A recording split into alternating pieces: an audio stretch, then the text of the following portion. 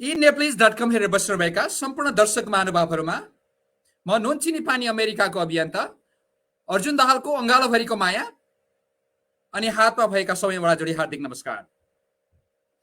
दर्शक महानुभावहरू, यो हप्ताको लागि हामीले विशेष अतिथिको रूपमा नेपालबाट एकजना प्रखर वक्ता र तपाईहरु सबैले रुचाउनु भएका प्रिय व्यक्ति, पब्लिक स्पिकर 2 का प्रथम विजेता, तपाईँ हामी सबैका आवाज रमेश प्रसाईलाई निमन्त्रणा गरेका थियौं, तर अस्ति शुक्रबार गर्ने भनेको कार्यक्रम प्राविधिक रूपमा हामी सफल हुन सकेनौं। तर अहिले हामी सम्पर्कमा आएका छौं र हामी रमेशजीसँग उहाँको व्यक्तिगत, सामाजिक, राष्ट्रिय र अन्य विविध विषयमा छलफल गर्ने प्रयास गरिरहेका छौं। कृपया हामीलाई साथ दिनुहोला। सर्वप्रथम म रमेशजीलाई कार्यक्रममा स्वागत गर्न चाहन्छु। रमेशजी, कार्यक्रममा स्वागत छ यहाँलाई। धेरै धेरै धन्यवाद अर्जुन दाई लगायत यहाँको सम्पूर्ण टिमलाई। यो नुनचिनी पानी अमेरिकाको सम्पूर्ण समूहप्रति म कृतज्ञ छु कि तपाईहरुले मलाई यो सुवर्ण अवसर प्रदान गर्नुभयो। मैले केही समय यता अन्तर्वार्ताहरू गर्ने गरेको थिइनँ सामाजिक सञ्जालमा, किनकि मेरो एउटा नेसनल टक सो चलाउने, राष्ट्रिय टेलिभिजनमा एउटा त्यस्तो कार्यक्रम चलाउने जुन साँच्चीकै जीवन र जगतका प्रश्नहरूसँग सरोकार राख्ने खालको होस्, खालि एक आपसमा पौठाजोरी खेलाउने खालको मात्रै नभएर समाजमा परिवर्तन दिने खालको एउटा टक सो चलाउने मेरो चाहनाको कारणले गर्दा मैले केही समय यता अन्तर्वार्ताहरू गर्ने गरेको थिइनँ। तर 7 समुद्र पारीबाटै अनुरोध आइसकेपछि मलाई सम्झेर तपाईहरुको जुन यो प्रेम, यो स्नेह छ, यसलाई अस्वीकार गर्न, नजरअन्दाज गर्न मैले सकिनँ। यहाँहरूलाई धेरै धेरै धन्यवाद। Thank you so much Rameshji. मैले रमेशजीलाई बोलाउनको निम्ति एउटा सानो टुक्रा कविता पनि तयार पारेको थिएँ। त्यो कविता पनि म पढिहाल्छु, त्यस पछाडि म क्रमशः रमेशजीलाई डोर्याउँछु। क्षमता सबैसँग हुन्छ, तर अद्भुत क्षमता लाखौं मध्ये 1-2 जनामा हुन्छ। क्षमता सबैसँग हुन्छ, तर अद्भुत क्षमता लाखौं मध्ये 1-2 जनामा हुन्छ। प्रतिभाशाली व्यक्तिले जुनी फेरे पनि अमीर छाप सम्झनामा हुन्छ। आफ्नो लागि धेरैले बोल्लान्, तर देशको लागि बोल्ने कमै हुन्छन्। आफ्नो लागि धेरैले बोल्लान्, तर देशको लागि बोल्ने कमै हुन्छन्। रमेश प्रसाईको वाक क्षमता देखेर भने मान्छे अचम्मै हुन्छन्। हिन्दी सहित थुप्रै भाषामा विचार पोख्नुहुन्छ। हरेक विषयलाई उहाँ राम्रो र नराम्रोको तराजुमा जोख्नुहुन्छ। आवाज कडा भए पनि नम्र र मिठो बोल्नुहुन्छ। हँसाई स्वागत गर्छु आजका मेरो अतिथि रमेश प्रसाई भनेर म सुरु गर्ने तयारीमा थिएँ र फेरि मैले स्वागत गरेँ रमेशजीलाई। धन्यवाद दाई। तर दाईले गरे जति प्रशंसाको योग्य व्यक्ति त वास्तवमा म होइन। तर दाईको एउटा कुरासँग कहाँनिर म सहमत छु भने मान्छेले छोडेर जाने कीर्ति नै हो। आज अरबौं कमाउने मान्छेहरूले पनि स्लिपिङ ट्याब्लेट खाइरहेको, मानसिक रोगले ग्रस्त भइरहेको हामी देख्छौँ। आज करोडपतिका छोराछोरीहरू पनि लागु औषधको नशामा फसिरहेको हामी देख्छौँ। उनीहरू किन फसिरहेका छन्? ती अरबपतिहरू स्लिपिङ ट्याब्लेट किन खाइरहेका छन्? किनकि उनीहरूलाई पनि त्यो अरबौंको सम्पत्तिले पनि सन्तुष्टि दिन सकिरहेको छैन। तर मान्छेको कीर्ति त्यस्तो चिज हो जसले जीवनभर मान्छेलाई सन्तुष्टि दिइरहन्छ, मान्छेको आत्मालाई तृप्त पारिरहन्छ, शीतल बनाइरहन्छ। त्यस कारणले म दाईको त्यो कुरासँग सहमत छु र म यहाँहरू सबैको आशीर्वादले मेरो जीवनको उत्तरार्धतिर त्यो कीर्तिको शिखरमा पुग्न प्रयत्न गरिरहेको छु। अहिले त म एउटा सङ्घर्षशील विद्यार्थी मात्र हो दाई। धन्यवाद रमेशजी, साह्रै खुसी लाग्यो। अब अलिकति सामान्य यहाँको व्यक्तिगत जीवन र सामाजिक कुराहरू अलिकति कोट्याउँछु, अनि क्रमशः म देशका र राजनीतिक विषयमा अलिकति कोट्याउँछु, अनि अन्तमा हामी अलिकति रमाइलो कुराकानी गर्न मलाई मन लागेको छ। रमेशजीको बुझाइमा जीवन के रहेछ रमेशजी, यहाँलाई कस्तो लाग्छ? मलाई मेरो बुझाइमा जीवनका धेरै थरी परिभाषाहरू छन्। हामीले कहिलेकाहीँ जिन्दगीलाई अत्यन्तै त्रासदीपूर्ण पनि बनाइदिन्छौँ, हाउगुजी जस्तो बनाइदिन्छौँ जिन्दगीलाई। जिन्दगी रेस हो, दौड नत्र छुट्न सक्छ। जिन्दगी भनेको सङ्घर्ष हो, सङ्घर्ष गर। म यी सबै परिभाषाहरूको सम्मान नै गर्छु, किनकि अब आफ्ना युगमा विद्वानहरूले, विज्ञहरूले बुझेर, मेहनत गरेर, साधना गरेर, रिसर्च गरेरै बनाएका परिभाषाहरू हो नि। त्यसकारण म सम्मान त गर्छु। मेरो विचारमा जीवन एउटा अवसर हो, जीवन मौका हो। जीवन एउटा अवसर हो। तपाईले आफ्नो निम्ति अधिकतम राम्रो गर्ने, र त्यो भन्दा राम्रो चाहिँ तपाईले आफूभन्दा बढी वञ्चित मान्छेको लागि, समाजमा रहेका ती मान्छेहरू जो तपाईँभन्दा धेरै बढी पीडामा छन्, तपाईँभन्दा धेरै बढी दुःखमा छन्, आज ऋणमा डुबेर आत्महत्या गर्ने मान्छेहरूको चाहिँ हामी कथा सुन्छौँ, समाचार सुन्छौँ। तर खानै नपाउने मान्छेहरू पनि त छन्, खानकै लागि हात फैलाउने मान्छेहरू पनि त छन्, सडकमा हिलोमा फोहोरमा तपाईँको ढलभित्र खानेकुरा खोजेर खाने मान्छेहरू पनि छन्, जसलाई सामाजिक संस्थाहरूले उद्धार गरेका छन्। केही आज पनि त्यो स्थितिमा बाँचिरहेका छन्। त्यसकारण जीवन भनेको एउटा मौका हो आफूलाई स्थापित गर्ने, ताकि आफू मरेर गइसकेपछि पनि आफूलाई आफ्ना सन्ततिहरूले, आफ्नो वरिपरिका मान्छेहरूले, तपाईँको समाजले तपाईँलाई सम्झिरहोस्। आफूलाई स्थापित गर्ने एउटा अवसर हो जीवन। त्यो तपाईँले एकचोटि मात्र पाउनुहुन्छ, अर्को जन्म देखेर आउने यहाँ कोही पनि छैन। र अर्को चाहिँ के अवसर हो भने जीवन आफूभन्दा अलिकति दुर्भाग्यशाली, अलिकति वञ्चित मान्छे, अलिकति आफूभन्दा धेरै बढी पीडामा रहेको मान्छेका लागि आफूले केही शीतलता प्रदान गर्न सक्ने र त्यसबाट आफू तृप्त हुने एउटा मौका हो, अवसर हो जीवन।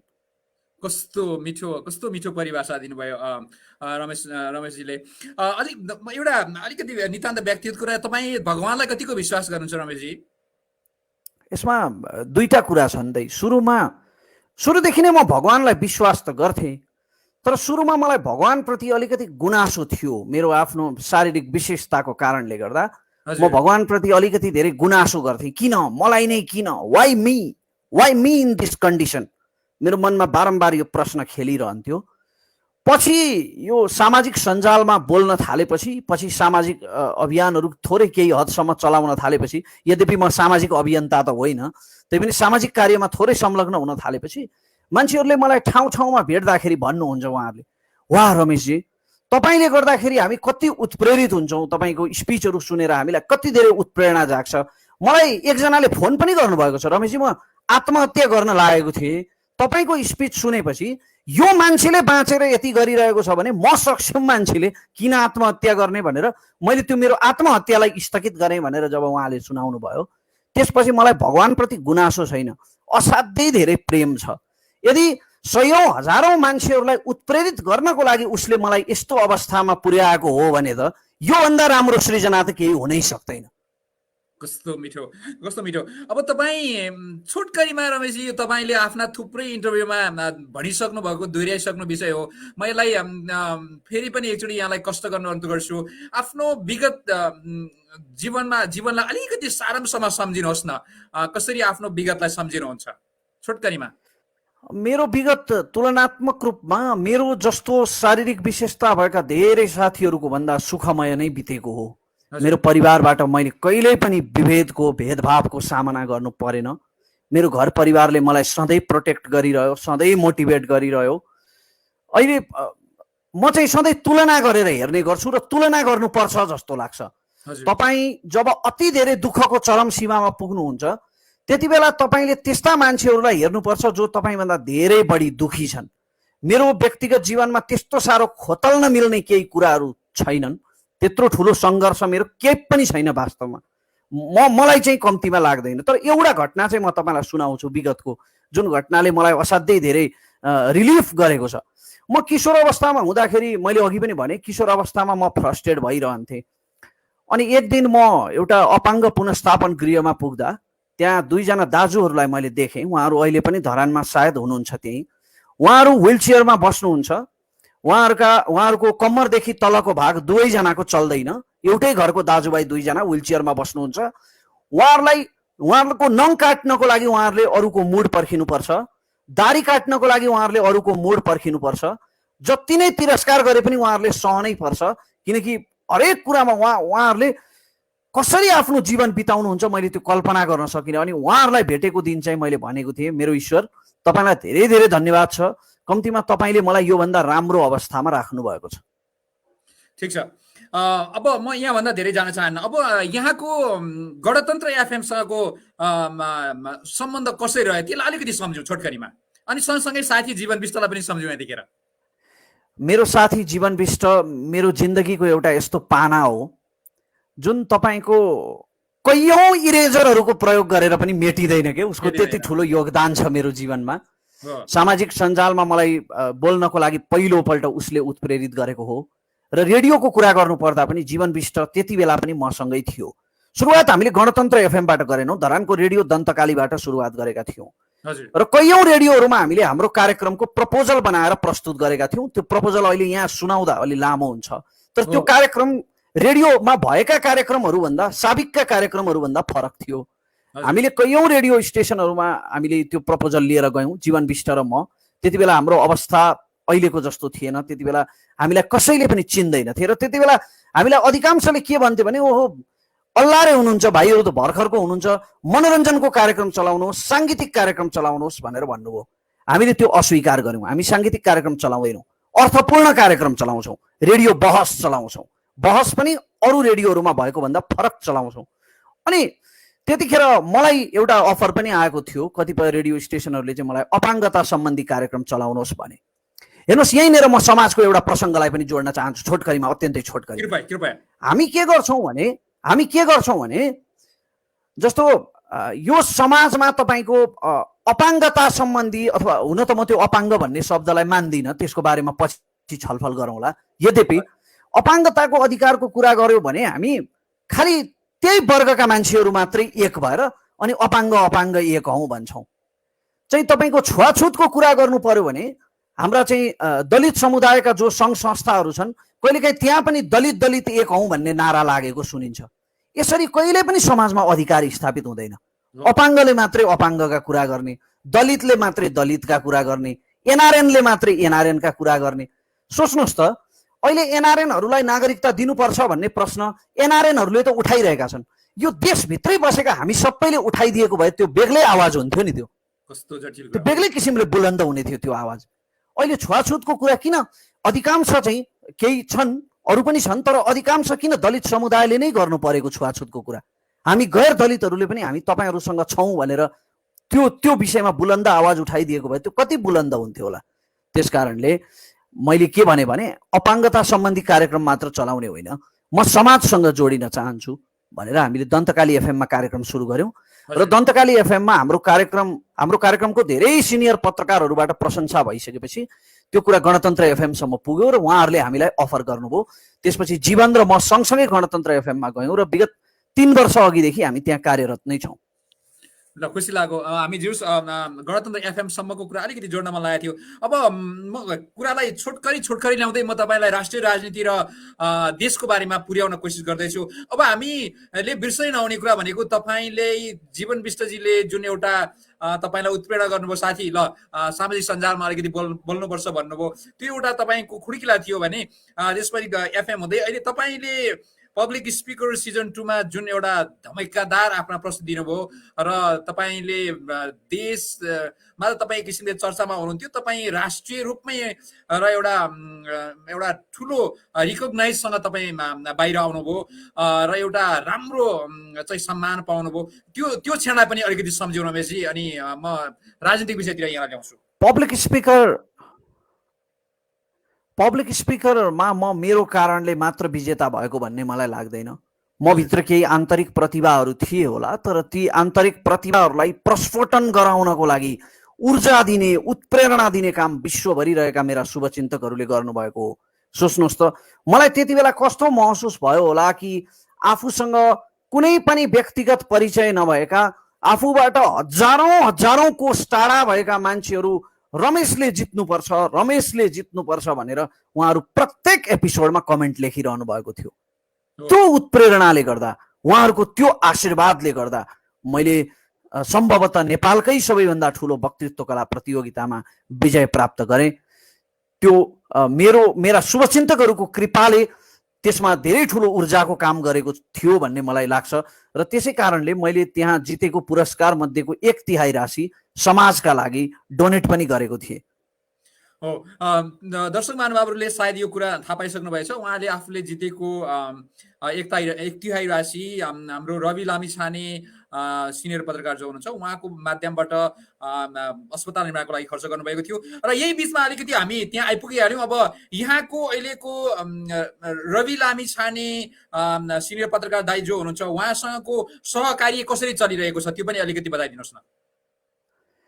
रवि लामिछाने मेरो निष्ठा हो। कुन अर्थमा भने उहाँको सत्कर्मको अर्थमा।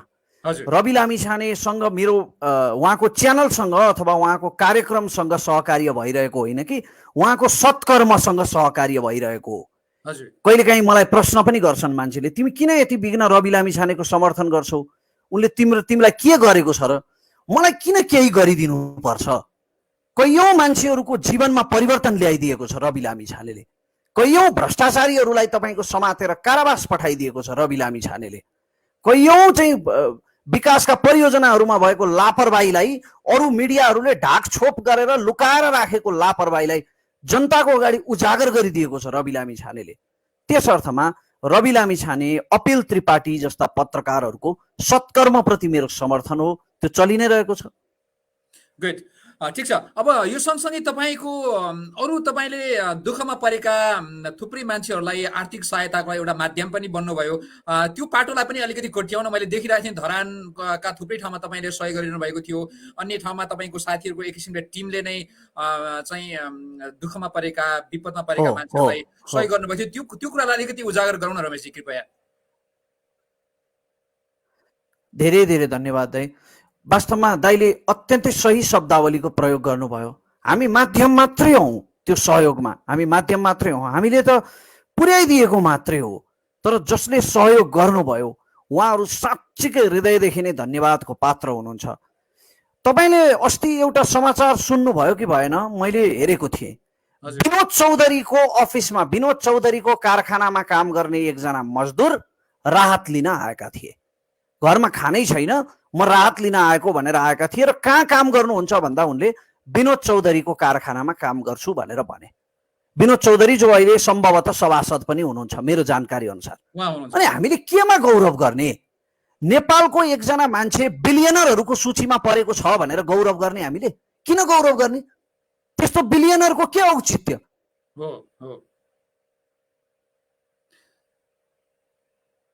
समाजको लागि समर्पित गर्न सक्दैन, त्यस्तो बिलियनर किन चाहियो हामीलाई? यो देशमा कैयौँ अरबपतिहरू छन्, तर उनीहरूको मुट्ठी यति बेला खुल्दैन जब मानिसहरू भोकले चाहिँ हात फैलाइरहेका छन्। श्रम गर्नुपर्ने श्रमिकहरू राहतको लागि हात फैलाइरहेका छन्। करोडपति अरबपतिहरूको मुट्ठी खुल्दैन। तर हाम्रो विदेशमा भएका दाजुभाइ दिदीबहिनीहरू जो हुनुहुन्छ उहाँहरूले अनवरत रूपमा परिश्रम गरेर यो लकडाउनको समयमा कतिपयको आफ्नै जागिर समेत धराशायी हुने अवस्था आइरहेको बेला पनि उहाँहरूले मानवताको धर्म छोड्नु भएन र आफ्नो देशमा भएका दाजुभाइ दिदीबहिनीहरूको सहयोगको लागि रकम पठाउनु भयो। म ती सबै मनकारी मनहरूलाई, हामीलाई मात्रै पठाउनु हुने होइन, सम्पूर्ण विभिन्न अभियन्ताहरू, सबै अभियन्ताहरूको तर्फबाट उहाँहरूले रकम वितरण गर्नुभएकोमा, सहयोग गर्नुभएकोमा म सम्पूर्ण ती मनकारी मनहरूलाई नमन गर्छु। धन्यवाद रमेशजी। अर्को एउटा कुरा मलाई यहाँ जोड्न मन लागेको, कहिलेकाहीँ इभन धुर्मुर सुन्तलीलाई पनि कुनै विषयमा प्रश्नहरू गर्ने, खास गरी सहयोग गरेका कुराहरू चाहिँ पारदर्शीका विषयमा कहिलेकाहीँ प्रश्न राख्ने, अन्य थुप्रै समाजसेवा गर्ने मान्छेलाई काहीँ न काहीँ राख्ने गर्छन्। उहाँहरूको सत्कर्मलाई प्रशंसा गर्नुभन्दा अलिकति खुट्टा ताने प्रविधिका केही मान्छेहरूले नकारात्मक कुराहरू पनि गर्छन् र केहीले त दुरुपयोग गरेका कुराहरू पनि आएका छन्। यो विषयलाई चाहिँ रमेशजीको टिमले कसरी स्पष्ट पारेको छ, त्यो पनि क्लियर पारिदिनु। अति सान्दर्भिक प्रश्न गर्नुभयो दाइ। म चाहिँ त्यसरी बुझ्दिनँ, म चाहिँ त्यो खुट्टा तानेको भनेर बुझ्दिनँ। पारदर्शिताको प्रश्न गर्नुपर्छ। किनभने यो समाजमा यस्ता केही तपाईँको अलक्षिणाहरू छन्, क्षमा गर्नु होला दाइ, यस्ता केही चाहिँ अपराधीहरू छन्। मैले एकपल्ट मेरो कोठामा एकजना बहिनी आइपुगिन्, 12 वर्षकी थिइन् उनी, उनको नाम बिबिना राई हो। र उनले मलाई के भनिन् भने, मतलब उनीसँग आएका मान्छेहरूले मलाई के भने यी बहिनीको मुटु खराब भएको छ, मुटुमा पुवाल परेको छ, भल्भमा पुवाल परेको छ, रमेशजी सहयोग कार्यक्रम गर्नु पर्यो भनेर भन्नुभयो मलाई। त्यतिखेर म भाइरल ज्वरोले थलिएको थिएँ, त्यति बेला म सहयोग कार्यक्रममा उहाँहरूको अभियानमा सहभागी हुन सकिनँ। त्यसकारण मैले आफूसँग भएको, मैले परीक्षाका लागि छुट्याएर राखेको खर्च 9,000 रुपियाँ ती बहिनीलाई हस्तान्तरण गरेँ र मैले के भने यसको भिडियो गर्नु पर्दैन, यो मैले स्वइच्छाले गरेको सहयोग हो मेरो तर्फबाट। किनभने मैले के सोचेँ भने मेरो परीक्षा भन्दा त उनको मुटु ठुलो हो। अब तपाईँ सोच्न सक्नुहुन्न दाइ, तपाईँ सोच्न सक्नुहुन्न, त्यसको केही समयपछि तिनै बहिनीको उपचार कोषबाट लाखौं रुपियाँ ठगी गरिएको समाचार आयो।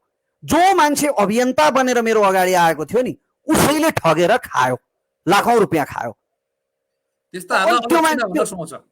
ती बहिनीको मुटु खाएर मुटुको पैसा खाएको त त्यो मुटु खाएको समान होइन र त्यो हो नि ती बहिनीको मुटु खाएर म्युजिक भिडियो बनायो त्यो अलक्षिणा नै हुन् नि त्यस्ता मान्छेहरू त हो अनि त्यस्तो प्रकृतिका कुपात्रहरू हाम्रो समाजमा भएको कारणले गर्दा पारदर्शितामा शङ्का गर्नु स्वाभाविक हो फेरि सामाजिक अभियन्ताहरूका कतिपय कुराहरू तपाईँको अलिकति कता कता शङ्कास्पद स्थितिका पनि छन् जस्तै मैले एकचोटि काठमाडौँ जाँदा सरिता गिरीप्रति मुद्दा दायर गर्न काठमाडौँ जाँदाखेरि तपाईँको काठमाडौँ बस्दाखेरि मेरो लगभग 1 हप्ता बस्दा 25-30 हजार रुपियाँ खर्च भयो लकडाउनको समयमा हजुर भनेपछि हाम्रा सामाजिक अभियन्ताहरू जो सधैँ सडकमा उत्रिरहन्छन् ती सबैको खर्चको स्रोत चाहिँ के हो एक्ज्याक्टली कहाँबाट हुन्छ आम्दानी त्यत्रो आम्दानी यत्रो काठमाडौँमा बसेर कुनै रोजगार छैन व्यापार छैन कल कारखाना आधार छैन छैन कसरी हुन्छ त तिनीहरूको जीवन निर्वाह त्यो स्रोत खोज्ने कि नखोज्ने हामीले सही कुरा अनि अरूलाई नेताहरूलाई भ्रष्टाचार गरे भनेर सरापिरहँदाखेरि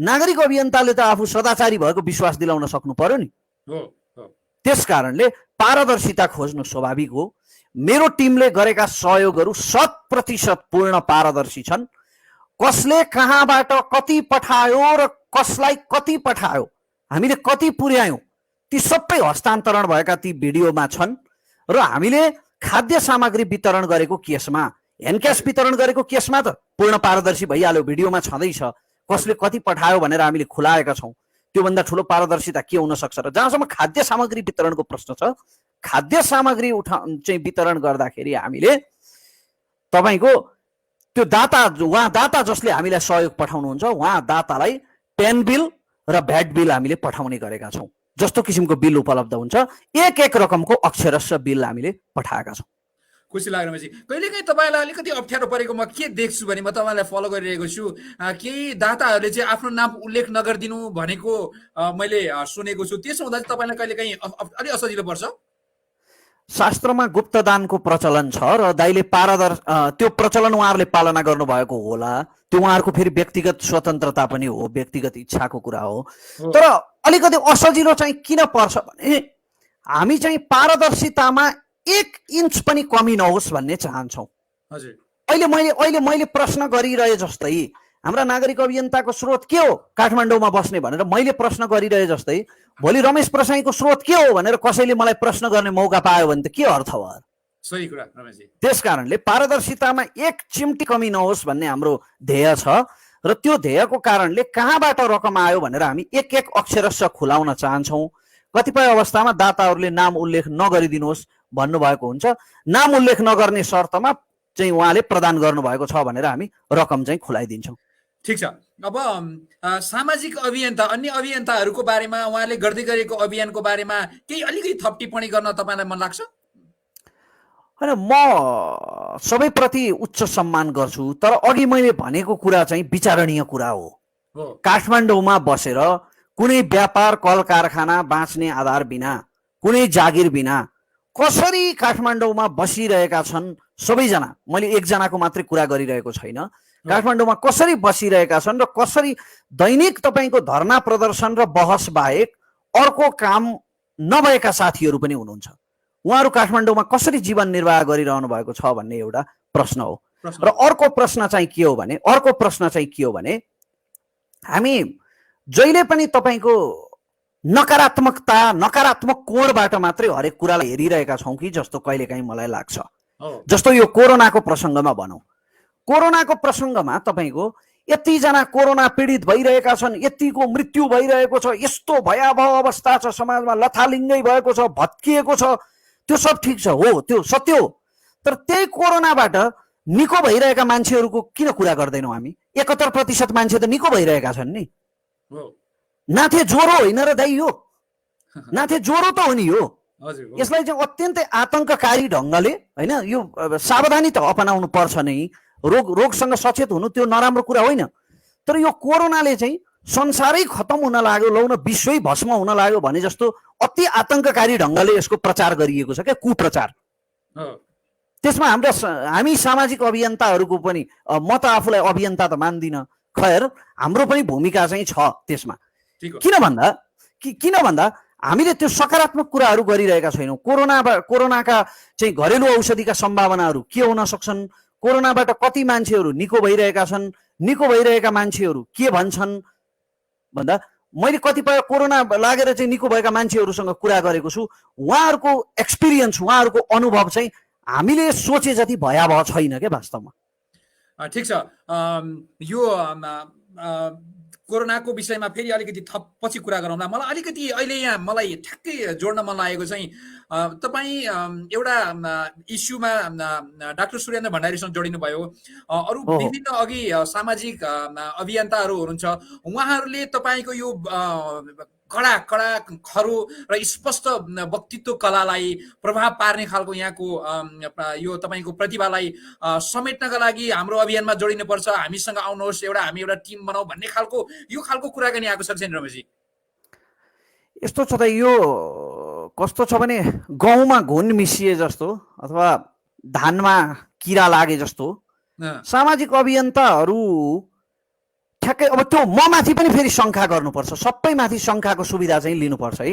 कहिले पनि हाम्रो चलन चाहिँ कस्तो छ भने एउटा मान्छेलाई 100% आँखा चिम्लेर विश्वास गर्ने अनि त्यसलाई देवत्वकरण गरिदिने, लौ न देवतै बनाइदिने के, त्यस्तो चलन छ होइन।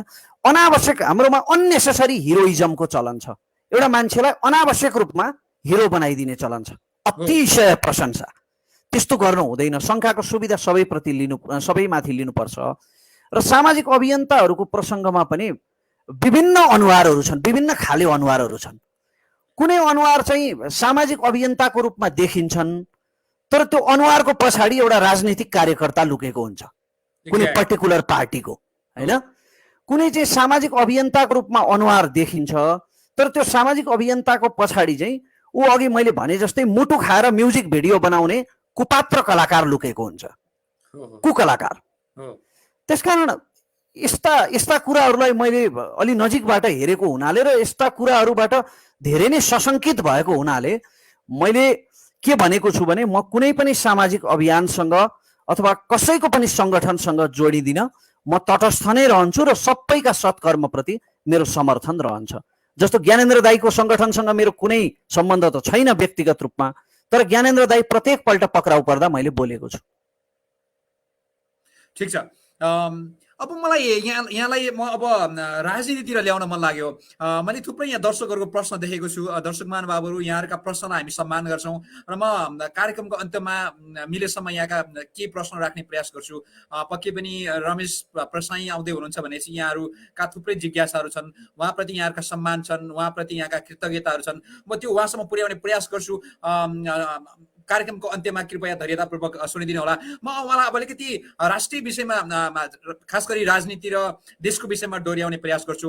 अहिले वर्तमान अवस्थामा नेपालको राजनीतिक अवस्था कस्तो छ, तपाईँलाई कस्तो लाग्छ? कतिको तरल छ, अथवा हामी सही बाटोमा जाँदैछौँ, अथवा हामी नराम्रो बाटोतिर चाहिँ टेन्स टु त्यतातिर भइरहेछ? के छ रमेशजी, तपाईँले कसरी हेरिरहनु भएको छ? जबसम्म विधिको शासन हुँदैन नि तबसम्म केही पनि सही बाटोमा जाँदैन भन्ने मेरो ठम्याइ हो। यसलाई म अलिकति एक्सप्लेन गरौँ है दाइ, कृपया। जस्तो तपाईँको गाउँ छेउमा सडक बन्छ, तपाईँको गाउँमा सडक बन्छ, तपाईँको आँगनमै गाडी पुग्छ, तर त्यो गाडीमा चढ्ने तपाईँको सामर्थ्य छैन भने आँगनमा गाडी पुगेर के गर्नुहुन्छ? नेपालमा तपाईँको यतिका धेरै चाहिँ अस्पतालहरू बनेका छन्। अहिले तपाईँको किडनी ट्रान्सप्लान्ट हुन थाल्यो भन्ने सुनिन्छ। हो, किडनी ट्रान्सप्लान्ट हुन थाल्यो, त्यसमा गौरव गर्नुपर्छ। तर नेपालका कति मान्छेहरू, तपाईँको सयौंको संख्यामा मान्छेहरू मृगौला बिग्रेर उपचारका लागि चन्दा उठाइरहेका छन्। ती मान्छेहरूको लागि त्यो किडनी ट्रान्सप्लान्ट हुने अस्पतालको के काम? त्यसकारण जबसम्म विकासमा सबैको पहुँच पुग्दैन त्यस्तो विकासको कुनै अर्थ छैन। बाटोघाटो पुल बनि नै रहन्छन्, महँगा महँगा स्कुल बनि नै रहन्छन्। समस्या के हो भने ती बनेका स्कुलहरूमा न्यून वर्गीय मान्छेहरूको पहुँच पुग्यो कि पुगेन? एउटा कुरासँग म सहमत छु एकजना नागरिक अभियन्ताको। उहाँले के भन्नुभयो भने एउटा कार्यक्रममा, यहाँ नेपालमा पैसा छ भने तपाईँको जीवन छ, पैसा छैन भने तपाईँको जीवन छैन। सायद त्यो व्यथा तपाईँ अमेरिका जाने अथवा अरू देश जानेहरूलाई भन्दा बढी त कसलाई थाहा होला र? त्यही व्यथाले गर्दा त तपाईँहरू परदेशिनु भएको हो नि। त्यसकारण यो अवस्था रहउन्जेलसम्म हामीले राजनीति सही बाटोमा जाँदैछ भनेर मान्नु चाहिँ मूर्खता हुन्छ भन्ने मलाई लाग्छ। राजनीति सही बाटोमा गइरहेको छैन। अब त्यसका आफ्नै कारणहरू छन्। हेर्नुहोस् है, म एउटा सानो उदाहरण दिन्छु।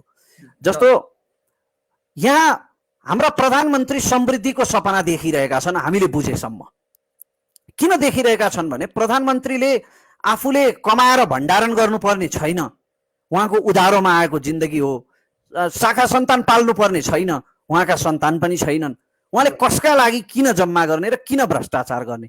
तर समस्या चाहिँ के छ भने उहाँले फेरि त्यसो भए भ्रष्टाचारीलाई कारबाही चाहिँ किन नगरेको त भन्ने प्रश्नमा अब कसलाई कारबाही गर्ने हेर्नुहोस्, तस्कर आफ्नै, भ्रष्टाचारी आफ्नै, घुमी फेरि कुरा आफ्नै सङ्गठनतिर आफ्नै वरिपरि आइपुग्छ। बालुवाटार जग्गा काण्डमा विष्णु पौडेल मुछिए, बाबुराम भट्टराई मुछिए, अब कसलाई कारबाही गर्ने? विष्णु पौडेललाई कारबाही गर्ने भने फेरि अर्को गुटतिर गइदेलान् हेर्नुहोस्, सरकारै ढल्ला। त्यस कारणले यो सिस्टम नै यस्तो छ कि तपाईँको यो सिस्टममा अहिले महात्मा नै आए पनि आमूल परिवर्तन ल्याउन चाहिँ गाह्रो पर्छ, यो सही बाटोमा गइरहेको छैन। यहाँ रमेशजी, यहाँ सैद्धान्तिक रूपमा चाहिँ हाम्रो देशका नेताहरू कतिको स्पष्ट देख्नुहुन्छ तपाईँ? व्यावहारिक रूपमा सिद्धान्त कहाँ छ? सिद्धान्त भनेको नेपालमा सिद्धान्त कहाँ छ भन्नुहोस् त? तपाईँको कम्युनिस्ट भन्ने, आफूलाई कम्युनिस्ट भन्ने दलहरूले राजावादीसँग गठबन्धन गरेर चुनाव जिताइदिएको हिजो अस्ति होइन र? सही कुरा। अनि कहाँ छ यहाँ दलीय सिद्धान्त? तपाईँको समाजवादी, आफूलाई प्रजातान्त्रिक समाजवादी भन्ने काङ्ग्रेसका नेताहरूले हिन्दू राष्ट्रको पक्षमा बारम्बार बोलेको होइन र? त्यो हिन्दू राष्ट्रको कुरा सही हो कि गलत म त्यता गइरहेको छैन है, फेरि अनर्थ नलागोस्, म त्यता गइरहेको छैन। तर काङ्ग्रेसको सिद्धान्त त धार्मिक त होइन नि त। भनेपछि जे पनि बेच्दा रहेछन् नि त यिनीहरू, बिक्दा त होइन, बिक्दा त जे पनि बेच्दा रहेछन्। त्यसकारण यहाँनिर कुनै राजनीतिक सिद्धान्त छैन, दलीय चरित्र छैन। सिद्धान्त भनेको खोल हो, त्यो कभर मात्रै हो, त्यो खोल मात्रै हो। त्यो खोलभित्र केही पनि छैन। यो प्याज जस्तो छ दाइ, तासेर हेर्दाखेरि केही पनि छैन। बस अपना काम बनता तो कहीँ भी जाए जनता। मैले बुझेँ। रमेशजी, यहाँ अलिकति तपाईँलाई मैले विवादमा तान्न खोजेको होइन, अलिकति असजिलो खालको प्रश्न लाग्यो भने यसलाई तपाईँले सजिलो रूपमा त्यहाँबाट निस्किन सक्नुहुन्छ, मलाई थाहा छ। तपाईँ म स्किप गर्दिनँ दाइ। यदि मैले प्रश्नबाट स्किप गरेँ भने दाइले अघि मलाई दिएको प्रखर वक्ताको उपाधि शून्य हुन्छ। सही कुरा। ल, मैले यहाँ तपाईँलाई अलिकति सोध्न खोजेँ, तपाईँ आफू, मैले यदि सुनेको सही हो भने तपाईँ अलिकति कम्युनिजममा विश्वास गर्नुहुन्छ, त्यस सम्बन्धी अलिकति बढी अध्ययन गर्नु भएको छ भन्ने मैले सुनेको छु, बुझेको छु। तपाईँले अलिकति कम्युनिजममा विश्वास गरेको र तपाईँ कम्युनिजम एक किसिमको विद्यार्थी नै भएको एकातिर पृष्ठभूमि, अहिले चाहिँ कम्युनिस्ट नै भनाउँदाहरू सरकारमा रहेको बेला तपाईँले दुईटा कुरालाई चाहिँ कसरी मिलाएर हेर्नुहुन्छ? मैले अघि नै भने नि दाइ, यहाँ दलीय चरित्र छैन के, सैद्धान्तिक चरित्र छैन। तपाईँ कसरी भन्नुहुन्छ नेकपा लेख्दैमा कम्युनिस्ट सरकार हुन्छ र? कम्युनिस्ट सरकार हुनलाई त श्रमजीवी सर्वहाराहरूको हितमा काम गर्नु पर्दैन र? कमरेड मदन भण्डारीले एउटा भाषणमा भन्नुभएको थियो, कमरेड मदन भण्डारीले एउटा भाषणमा भन्नुभएको थियो कि यदि हामीले राजतन्त्र फाल्यौं तर जनताको जीवन स्तरमा कुनै परिवर्तन आएन भने त्यो राजतन्त्र फालेर काम छैन, बरु राजै भएको ठिक छ। मदन भण्डारीले भनेको कुरा हो यो, मैले भनेको होइन। जनताको जीवन स्तरमा परिवर्तन आएन भने राजतन्त्र मात्रै फालेर केही पनि प्राप्त हुँदैन।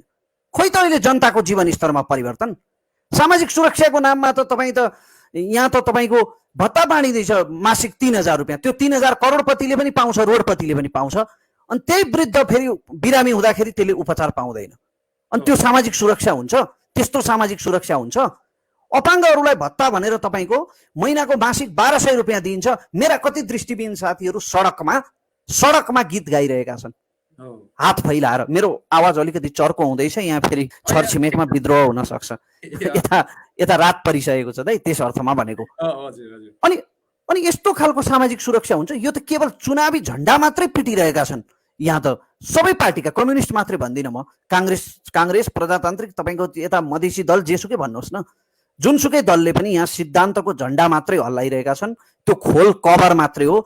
त्यसकारण कसले के सिद्धान्तमा विश्वास गर्थ्यो भन्ने त्यो गौण कुरा हो दाइ, त्यसले केही पनि अर्थ राख्दैन। मैले तपाईँको कुनै देउतामा विश्वास गरेँ अथवा मैले कुनै प्रयोगमा विश्वास गरेँ, विज्ञानको कुनै प्रयोगमा विश्वास गरेँ, तर त्यो प्रयोग चाहिँ सफलै भएन, त्यो रिजल्टै आएन भने मैले विश्वास गरेको के अर्थ लाग्छ र? मैले त मदन भण्डारीको उपन्यास पढेर पो कम्युनिस्ट सिद्धान्तमा विश्वास गरेको हो त। बिपी कोइरालाको जीवनी पढ्दा त फेरि मलाई काङ्ग्रेसप्रति पनि विश्वास लाग्छ नि, तर मदन भण्डारी र बिपी कोइराला छैनन् नि त आज। कुरो सही हो। रमेशजी कस्तो तर्क विशेष तर्क ल्याउनु भयो। म यहाँ अर्को जोड्न खोजेको रमेशजी, तपाईँले सुरुमा अन्तर्वार्ताहरू पनि अलिक बढी दिनुभयो। भर्खरै यहाँले सुरुमा भने जस्तै आजकल अन्तर्वार्तालाई अलिकति कम गरिदिनु भएको छ, हामीलाई विशेष माया गरेर चाहिँ समय दिनुभयो, खुसी लाग्छ। त्यो बिचमा यहाँले आफ्ना थुप्रै भिडियोहरू पनि इस्यु अनुसार आफ्ना भिडियोहरू बाहिर निकाल्नुभयो र त्यो एकदमै चर्चाको शिखरमा रहे, थुप्रै मान्छेले मन पराइदिए। यो बिचमा यहाँको कुनै राजनीतिक नेताहरूसँग भेटघाट हुने, छलफल हुने र उहाँहरूलाई प्रत्यक्ष भेटेर तपाईँहरूको कमी कमजोरी यहाँ छ, मेरो बुझाइमा तपाईँले यहाँ बिगार्दै हुनुहुन्छ, यसो गरेर राम्रो हुन्छ भने यस्तो भन्ने कुनै छलफल गर्ने मौका पाइएको छ रमेशजी? नेकपा नेपाली काङ्ग्रेस यी दुवै दलका तपाईँको शीर्षस्थ त म भन्दिनँ, केन्द्रीय स्तरसम्मका राजनीतिज्ञहरूसँग मेरो बेला बखतमा सम्पर्क हुने गरेको छ। कहिलेकाहीँ उहाँहरूले आफै पनि बोलाउनुहुन्छ। अब एउटा मानवीय स्वभाव कस्तो हुँदो रहेछ भने ठिकै दियो केटोले भन्ने लागेको हुन्छ उहाँहरूलाई कहिलेकाहीँ। राम्रोलाई त अस्वीकार गर्न सक्दैन नि त मानवीय स्वभावले। त्यसकारण उहाँहरूले मलाई कहिलेकाहीँ भेटघाट गर्न बोलाउने गर्नुभएको छ। तर त्यो मैले उहाँहरूलाई सुझाव दिइरहनु पर्ने जस्तो स्थिति होइन के दाइ। तपाईँले नजानेर बिगार्नु भयो भने तपाईँलाई सुझाव दिनुको अर्थ हुन्छ। तपाईँ जानी बिगार्दै हुनुहुन्छ भने तपाईँले कसरी सुझाव ग्रहण गर्नुहुन्छ? निदाएकोलाई पो बिउजाउन सकिन्छ त? निदाएको नौटङ्की गर्नेलाई कसैले बिउजाउन सक्छ? ठिक छ। फेरि हामी नागरिकहरू पनि कस्ता छौँ भने हामी एउटा काण्डको चर्चा हुन्जेलसम्म त्यो काण्ड हामी उठाइरहन्छौँ, सामाजिक सञ्जालमा विरोध गर्छौँ, सडकमा प्रदर्शन गर्छौँ, दुनियाँ थरी गर्छौँ। तर त्यो काण्ड फेरि सेलाउन थालेपछि हामी पनि फ्रिज हुन्छौँ। हामीले पनि जवाफ माग्ने गरेका छैनौँ कडा रूपमा, दह्रो रूपमा। र जुन कुराको माग छैन त्यो त कहाँ दिइन्छ त? त्यसकारण जवाफै दिनु नपरेपछि उहाँहरूमा पनि अलिकता मैमत्तापन बढेको छ। ल ठिक छ रमेशजी, म यहाँ हामी एउटा काण्ड इस्यु भनेर यहाँ भर्खर आएपछि म अलिकति अब एउटा इस्युतिर यहाँलाई डोर्याउँछु। खास गरी नेपालको सीमा अतिक्रमण भारतले गर्यो र पछि नेपालले त्यो नक्सामा हाल्यो र चाहिँ एक किसिमले राष्ट्रिय सहमति बन्यो, सबै पार्टीहरू एक ठाउँमा रहे, एक दुईजना बाहेक। तपाईँले त्यो त्यसको लागि विरोध गरिसक्नु भएको छ। त्यो बेला तपाईँले केपी ओलीको खुलेर प्रशंसा गर्नुभयो, सरकारको प्रशंसा गर्नुभयो र राम्रो कामको प्रशंसा पनि हामीले गर्नुपर्छ है भनेर एउटा तपाईँले आवाज निकाल्नुभयो। तर तपाईँलाई कतिको विश्वास छ कि अहिलेको केपी ओलीको सरकार अथवा अब 2-2.5 वर्षपछि अर्को सरकार आउला, जसको सरकार आए पनि नेपालमा अहिले भएका राजनीतिक नेतृत्वले र हाम्रो कूटनीतिक क्षमताले त्यो भारतले अतिक्रमण गरेको सीमालाई चाहिँ फिर्ता गरेर ल्याउन सक्छ भन्ने यहाँलाई कतिको लाग्छ? त्यो प्रशंसा गरेको फेरि फिर्ता गर्नुपर्ने हो कि यसबारे के भन्नुहुन्छ यहाँ? यस्तो छ त, म के कुरामा विश्वास गर्दिनँ भने एउटा कुरा कसैले बोल्ने बित्तिकै जादुको छडी चलाए जस्तो तपाईँको साकालाका बुमबुममा त्यो पेन्सिलबाट जादु गरेर चाहिँ विभिन्न सामग्रीहरू निकाले जस्तो झट निस्किन्छ भनेर म विश्वास गर्दिनँ। अन्तर्राष्ट्रिय राजनीतिमा त्यस्तो हुँदैन। तपाईँको भारतको पुरै अरुणाचल प्रदेशमाथि चीनले दाबी गरिरहेको छ। ध्यान दिएर सुन्नु होला है त। भारतको पुरै अरुणाचल प्रदेशमाथि लगभग 90,000 स्क्वायर किलोमिटर जमिन चीनले मेरो हो भन्छ, तिमीले जबरजस्ती लिएको हो भन्छ। तर चीनले आजसम्म फिर्ता लिएको त छैन नि, छ र छैन? पाकिस्तान र भारतको कश्मीरको विवाद चलेको आज 75 वर्ष भयो। न भारतले कश्मीर लिन सकेको छ, न पाकिस्तानले कश्मीर लिन सकेको छ। भारत, पाकिस्तान र चीन भनेका त यी त अत्यन्तै पावरफुल, यी त न्युक्लियर पावर भएका राष्ट्रहरू हुन् नि।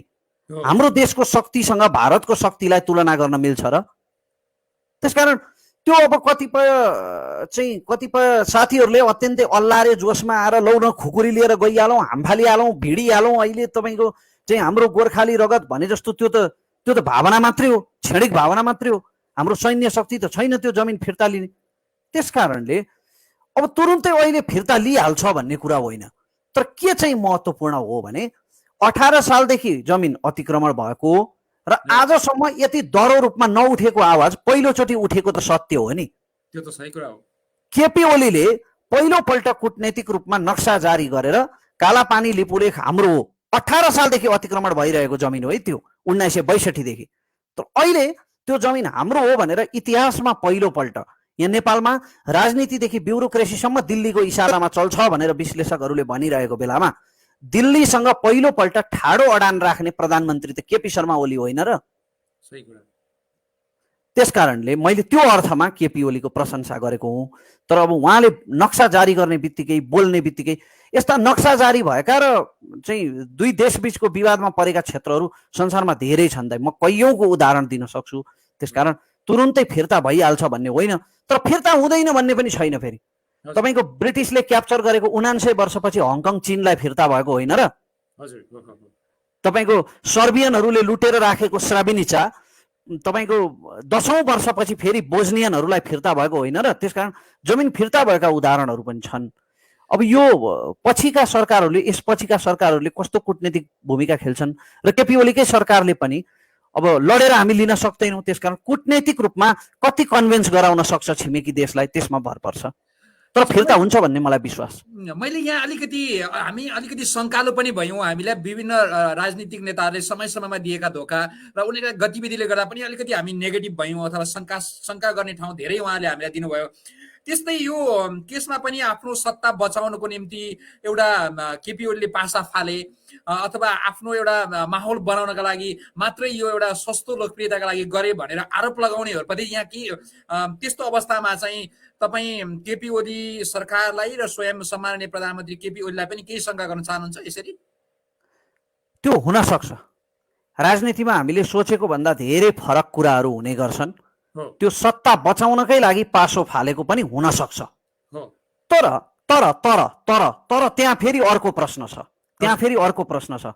नेपालमा आजसम्म कुनै पनि प्रधानमन्त्री भारतको आशीर्वाद बिना लामो समयसम्म नरहेको, समय समयमा भारतले सरकार ढाल्ने गरेको, बनाउने गरेको त हो नि त फेरि यो देशमा।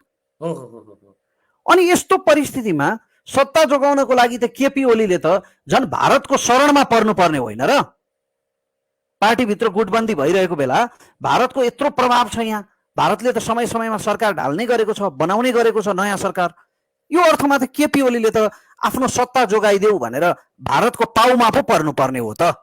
त्यसरी पो बरु उनको सत्ता अलि बढी सुरक्षित हुन्थ्यो त, होइन र? भारतको कृपा दृष्टिले गर्दा। तर उनले त यहाँ जोखिम लिएको देखिन्छ, आफ्नो सरकार ढल्ने जोखिम लिएको देखिन्छ। त्यसकारणले मलाई पूर्णतया दाइले भनेको कुरामा, यो शङ्कामा विश्वास चाहिँ राख्दैन। तर यसको अर्थ फेरि म केपी ओलीलाई पूर्णतया सफल, पूर्णतया असल पनि भनिरहेको छैन। खालि राष्ट्रियताको मुद्दामा मैले प्रधानमन्त्री केपी ओलीको समर्थन गरेको हो। प्रधानमन्त्रीको आलोचना गर्नुपर्ने धेरै कुराहरू छन्, धेरै पक्षहरू छन् प्रधानमन्त्रीका आलोचना गर्नुपर्ने। तपाईँको घरमा, तपाईँले घरमा आफूसँगै राखेको, तपाईँले प्रशंसा गरेको एउटा व्यक्तिको 70 करोड लिने सल्लाह गरिरहेको अडियो नै सार्वजनिक भयो। प्रधानमन्त्रीले के गर्नुभयो? के एक्सन लिनुभयो? उहाँलाई बचाइरहनु भएको छ। जबकि आवाज 100% उहाँकै हो। कम्तीमा अब अरूले धोका खाए पनि आवाजको केसमा मैले धोका नखानु पर्ने जस्तो लाग्छ। आवाज 100% उहाँकै हो। अनि 70 करोडको त्यो काण्ड चलेको छ। उता चाहिँ तपाईँको कोरोनाको किटमा भ्रष्टाचार भएको काण्ड चल्दाखेरि प्रधानमन्त्रीले छानबिन हुनेछ भन्नुभयो। त कहिले हुँदैछ छानबिन? कुन प्रकृतिको छानबिन हुँदैछ? कसले गर्दैछ? यी सबै कुरा त अस्पष्ट छन्। यति काण्ड, ओमिनी काण्ड, तपाईँको प्रिन्टिङ प्रेस काण्ड, यस्ता भ्रष्टाचारका काण्डहरू अनेकौं छन् जहाँ प्रधानमन्त्रीले एक पाइला पनि सार्नु भएन।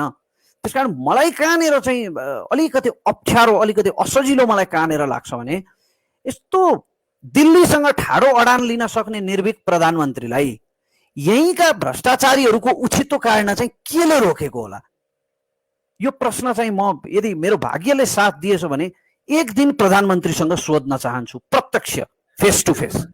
हामी त्यो सुन्न आतुर छौँ रमेशजी। तपाईँलाई अर्को एउटा मलाई सोध्न मन लागेको चाहिँ रमेशजी, तपाईँ आफै एउटा चाहिँ अहिलेको एउटा सरकारी परिपाटीलाई, संसदीय परिपाटीलाई हेर्नु पर्दाखेरि अहिले विपक्षी दल भन्ने, अरू अब विपक्षी दलमा पनि ठुला दल, साना दलहरू पनि होलान्। तपाईँले एउटा झकझकाउनका लागि एउटा खरो आवाज दिइरहनु भएको छ। तर प्रतिपक्षीय, खास गरी प्रमुख प्रतिपक्ष चाहिँ 1-2 जना नेता बाहेक त प्राय आवाज सुन्ने जस्तो देखिन्छ।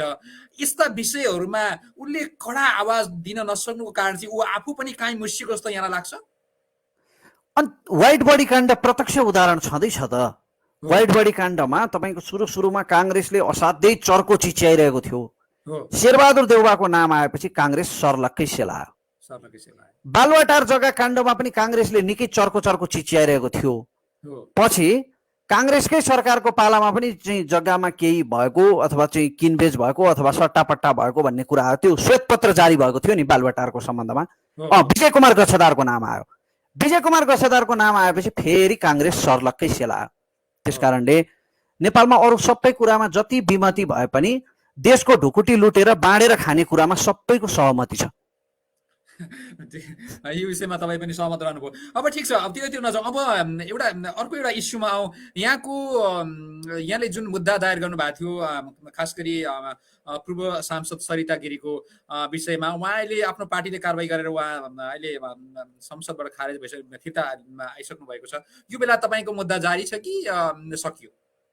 यो कुरा चाहिँ म एउटा अर्कै प्लेटफर्ममा डिस्क्लोज गर्नेवाला थिएँ। दाइले होइन होइन म जवाफ दिइहालौँ। अब त्यो प्रश्न स्किप गर्न मिल्दैन होइन, हजुर। किनभने म आफै भविष्यमा प्रश्न सोध्ने काम गर्दैछु। कसैले मेरो प्रश्न स्किप गर्यो भने पनि मलाई राम्रो नलाग्ला त्यतिखेर। धन्यवाद। त्यस कारणले त्यो मुद्दा मैले सांसद सरिता गिरीलाई दायर गरेको थिएँ। एउटा राज्यको सांसद जस्तो जिम्मेवार पदमा बसेर यस्तो अराष्ट्रिय गतिविधि, यति साह्रो विखण्डनकारी गतिविधि, नेपालको मधेसमा तुरुन्तै बङ्गलादेश दोहोरिन सक्छ चाहिँ तपाईँको नेपालको यो लिपुलेख हुँदै होइन। नेपालले तपाईँको चाहिँ भारत र नेपालको सम्बन्धको कारणले यो लिपुलेख कालापानीको नक्सा निकाल्दाखेरि भारतलाई सोध्नु पर्थ्यो। यस्ता चाहिँ यस्ता अत्यन्तै लज्जास्पद किसिमका, यस्ता अति अराष्ट्रिय किसिमका वक्तव्यहरू हाम्रो सांसद जस्तो जिम्मेवार पदमा रहेको व्यक्तिले दिएपछि नागरिकको तर्फबाट एउटा नजिर बसाल्नुपर्छ। यस्तो वक्तव्य दिनेलाई चाहिँ अब नागरिकहरूले पनि चुप लागेर बस्दैनन् है भनेर मैले कानुनी रूपमा जाहेरी दिएको थिएँ। सुरुमा मलाई प्रहरीले जाहेरी नै लिँदैन नि, कसरी लिन्छ र भनेर पनि केही साथीहरूले भने। तर म नेपाल प्रहरीप्रति गौरव गर्छु कि मेरो जाहेरी उहाँहरूले तुरुन्तै लिनुभयो, तुरुन्तै उहाँहरूले जाहेरी लिनुभयो। र त्यसपछि सरिता गिरीलाई सांसद पदबाट निष्कासन गरेपछि मैले धेरै विज्ञहरूसँग सल्लाह पनि गरेँ। मैले प्रहरी सङ्गठनका अफिसरहरूसँग पनि सल्लाह गरेँ र उहाँहरू सबैले के भन्नुभयो भने यो मुद्दा त कुनै व्यक्तिगत दुश्मनीको कारणले, व्यक्तिगत पूर्वाग्रहको कारणले त हालेको होइन नि त। मेरो कुनै खेतबारीको विवाद त थिएन नि त सरिता गिरीसँग। यो त सांसदले अनाचार गरेको कारणले मुद्दा हालेको। त्यसको दण्ड त फेरि उहाँले पाइसक्नुभयो। अब उहाँलाई त निष्कासित गरिसकिएको छ सांसद पदबाट। त्यस कारणले अब यो मुद्दालाई फेरि नलम्ब्याउने कि रमेशजी भनेर उहाँहरूले सुझाव दिनुभयो। र म अब हेरिरहेको छु म प्रहरी सङ्गठनले यसमा कसरी काम गरिरहेको छ भनेर। त्यस कारण अहिलेको लागि यो मुद्दा स्थगित नै भएको हुँदै एक हिसाबले। तर यो भनिरहँदाखेरि मैले उहाँप्रति मुद्दा दायर गर्दा मलाई प्रशंसा गर्ने, सराहना गर्ने, मलाई उत्प्रेरणा दिने सम्पूर्ण मेरा शुभचिन्तकहरूलाई म हृदयदेखि नै धन्यवाद दिन चाहन्छु। र म अर्को एउटा कुरा पनि के भन्न चाहन्छु भने यो सरिता गिरीमा मात्रै सकिनु हुँदैन। यो एउटा नजिर हो, यसको पालना गराइरहनुपर्छ। भोलि तपाईँको जुनसुकै सांसदले अथवा मन्त्रीले अथवा प्रधानमन्त्रीले नै पनि राष्ट्रियता हित विपरीत बोल्दाखेरि नागरिकहरूले हामीले आफ्नो कानुनी अधिकारको प्रयोग गर्नुपर्छ। त्यो रमेश प्रसाईले मात्रै गर्नुपर्छ भन्ने पनि छैन, त्यो सबैले गर्नुपर्छ। र त्यो यो कुनै तपाईँको जात धर्मप्रति लक्षित पनि होइन। 2-4 जना अतिवादीले मलाई त्यस्तो आरोप पनि लगाउने प्रयास गरे। हुन त उनीहरूको त्यो आरोप रसातलमै पुग्यो, तर यो कुनै यो जात धर्मको कारणले गर्दा होइन। मलाई नेपालमा भएका सम्पूर्ण जातिका, सम्पूर्ण समुदायका साथीहरूले, राई, लिम्बू, गुरुङ, तामाङ, मगर, थारू सम्पूर्ण जात वर्णका साथीहरूले मलाई सुझाव दिनुभएको छ, उत्प्रेरणा दिनुभएको छ। यो मुद्दा राष्ट्रियताको पक्षमा थियो र यसले एउटा नजिर बस्यो। सरिता गिरीलाई बर्खास्त गर्न दबाब सृजना भयो भन्ने मेरो ठम्याइ छ। ठिक छ, ल ठिक छ। यसमा अब योभन्दा धेरै कुरा नगरौँ, यहाँले उपयुक्त समयमा यो विषयमा थप कुरा गर्नुहुनेछ। अब अर्को एउटा नितान्त एउटा इस्युमै म यहाँलाई बोल्न अनुरोध गर्छु।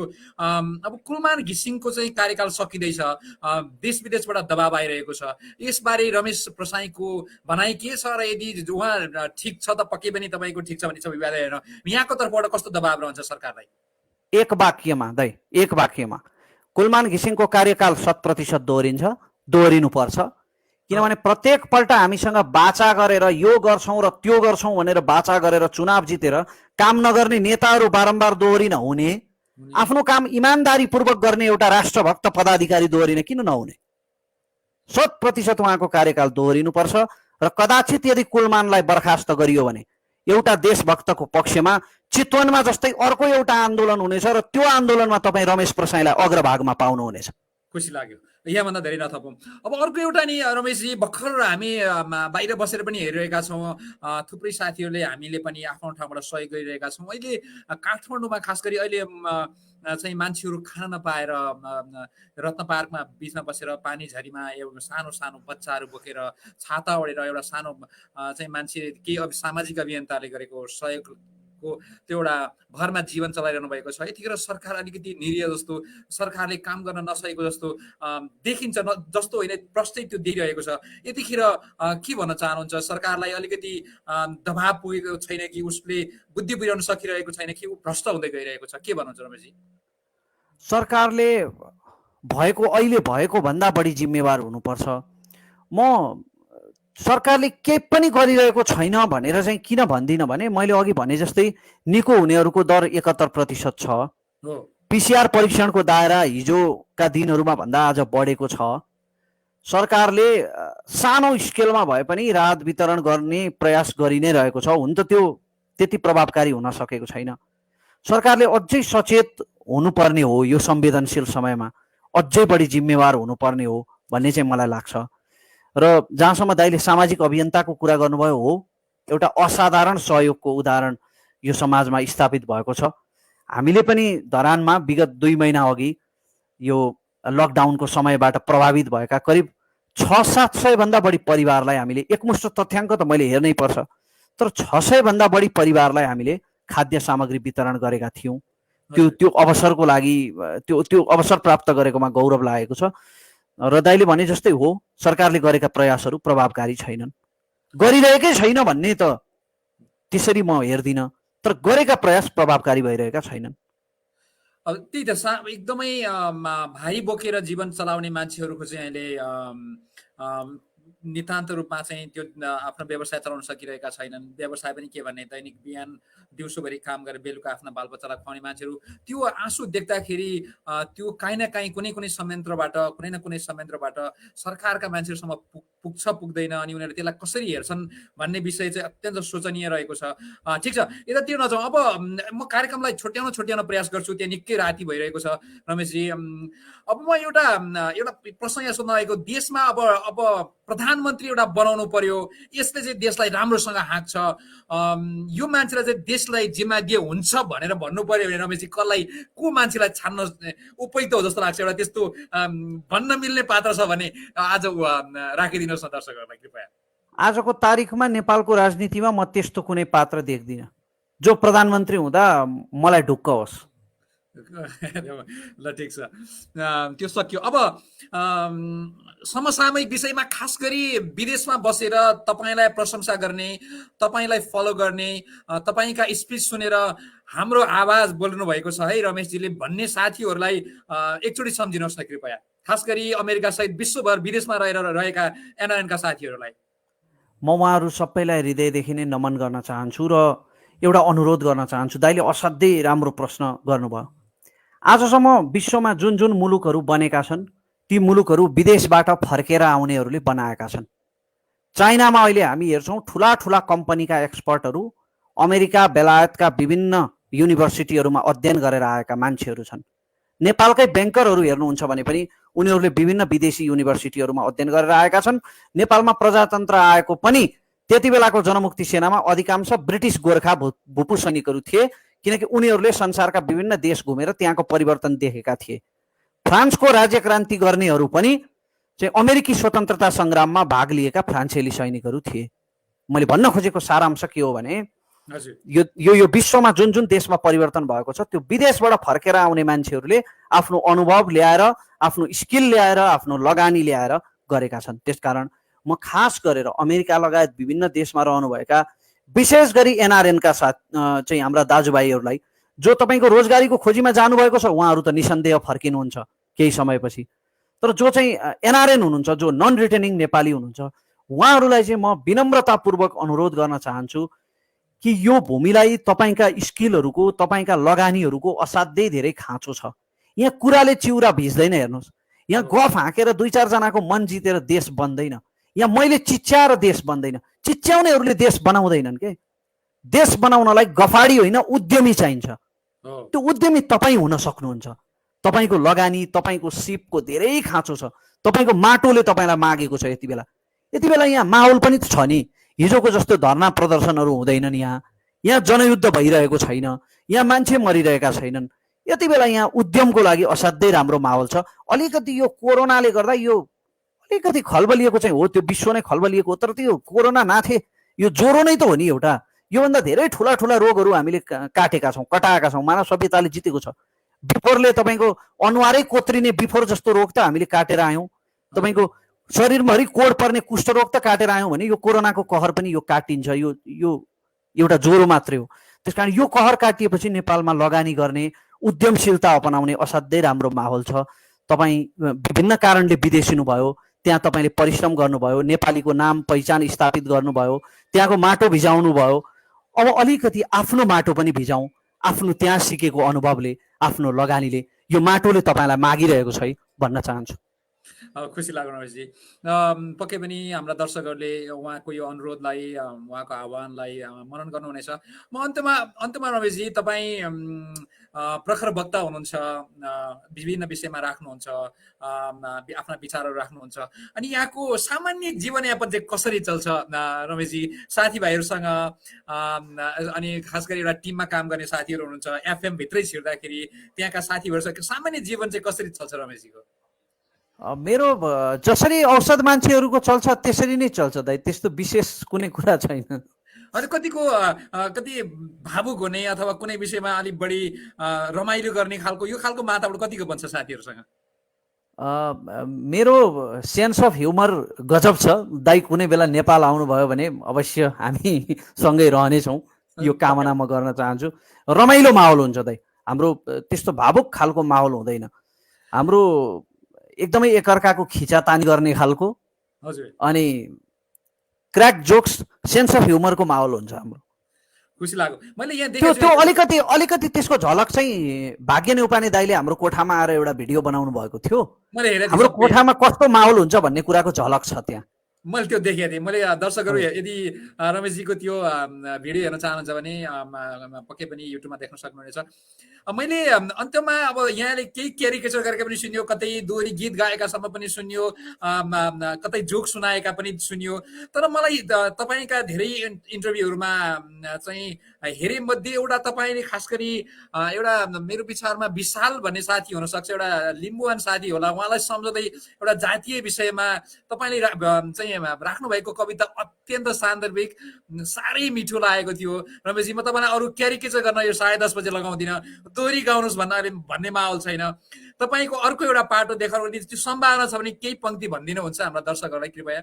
असाध्यै राम्रो कुरा गर्नुभयो दाइ, असाध्यै राम्रो कविता। यो मलाई पनि मनपर्छ। यो आत्मरति गरे जस्तो हुन्छ, तर यसको भाव चाहिँ मलाई मनपर्छ। अवश्य पनि यसका केही पङ्क्ति भन्न मिल्छ, किनकि मैले लेखेका कुनै पनि कविता मैले कागजमा लेखेको हुँदैन। मैले लेखेका सबै कविता मेरो मस्तिष्कमै हुन्छन्, र यो कविता पनि छ। विकासेलाई बिन्ती यो कविताको शीर्षक हो। कविता यसरी सुरु हुन्छ। यी चुच्चेहरूले देश खाए, यी चुच्चेहरूले देश खाए, हामीलाई जबरजस्ती दसैँ मान्न लाए, हाम्रो संस्कार र संस्कृति जलाए, हाम्रो सभ्यतालाई बागमतीमा सेलाए।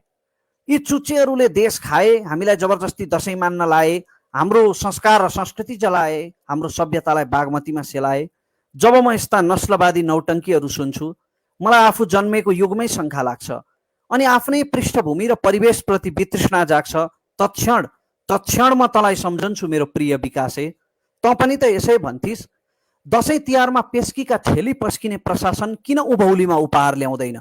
दसैँ तिहारमा पेस्कीका ठेली पस्किने प्रशासन किन उभौलीमा उपहार ल्याउँदैन? पशुपतिलाई करोडौँ खर्चिने राज्य सत्ताले किन सोमालुङलाई सुक्को छुट्याउँदैन?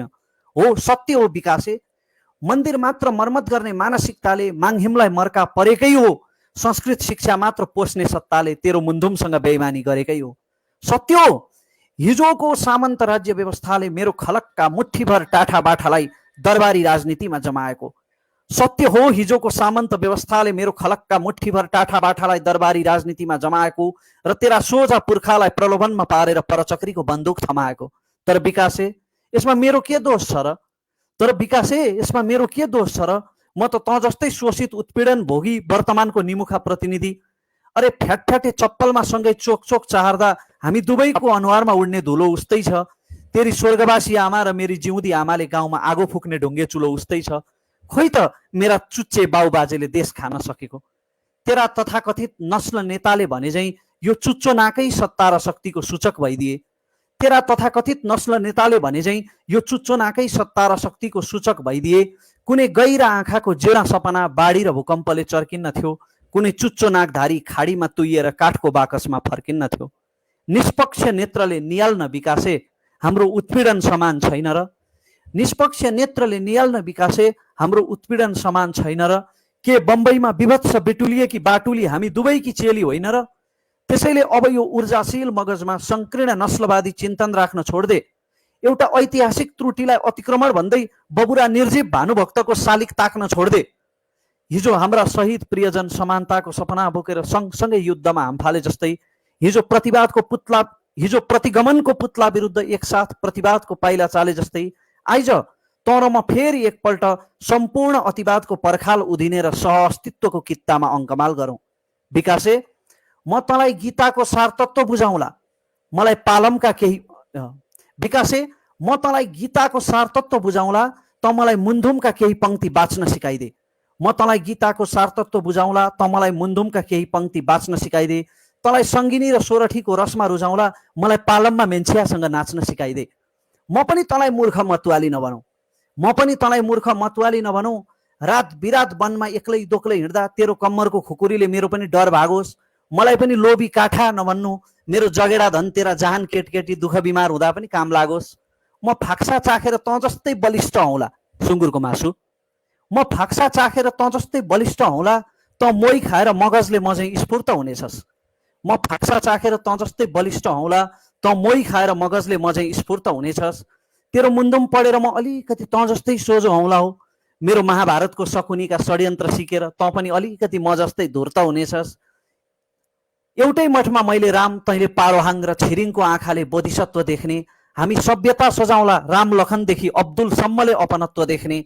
आइज विकासे हामी नवसभ्यताको निर्माण गरौँ। आइज विकासे हामी नवराष्ट्रवादको निर्माण गरौँ। अत्यन्त उत्कृष्ट कविता रमेशजी, अत्यन्त उत्कृष्ट कविता। Thank you so much. अब यो कविता चाहिँ म अस्ति अत्यन्तै ठुलो अपराध यो गरेर नेपालको झन्डा जलाउनेहरूको र उनीहरूलाई समर्थन गर्नेहरूको चेतनामा अलिकति घाम लागोस् भनेर समर्पित गर्न चाहन्छु। धन्यवाद रमेशजी। पक्कै पनि त्यहाँसम्म यो काहीँ न काहीँबाट पुग्नेछ।